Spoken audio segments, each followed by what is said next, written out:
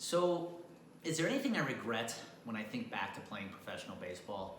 I get that question a lot from people when I share stories of pitching in the Milwaukee Brewers organization. And in looking back, there is one thing I regret. And it goes back to the day I got released. I shared with you in an earlier video about the pink slip in the locker, but I didn't share what happens next. You see, you go down the hallway and you go right into the director of player personnel's office. And you walk in and there's a chair facing the desk. On either side of the desk are two coaches sitting there.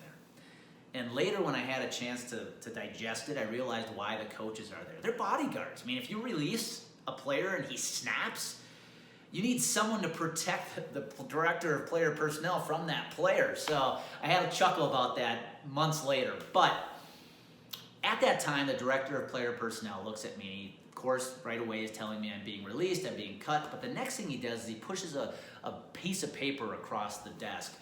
And it has the list of all the independent baseball teams around the country. And they basically said, hey, you want to go play for any of these teams? Let us know. We'll make the call and get you on the team.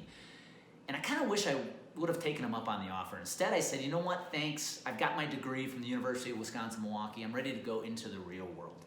And off I went, flew home, and about a week or two later, I started working for a general agency in financial planning in Brookfield, Wisconsin. But again, when I look back, I kind of wished I would have paused. I kind of wish I would have taken him up on the offer.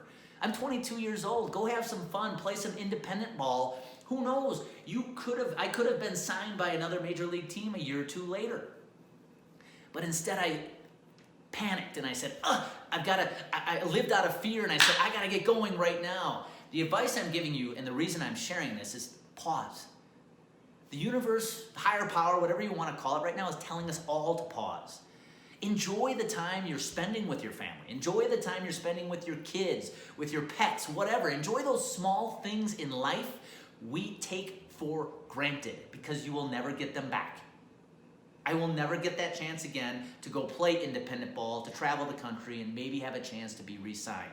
So, instead of freaking out right now, instead of living out of fear, living out of anxiety, just give yourself the space to pause.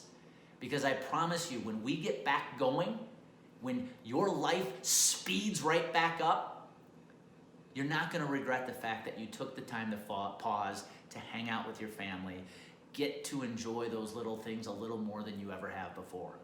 So I hope that helps. Enjoy the day, have a great week, and stay safe.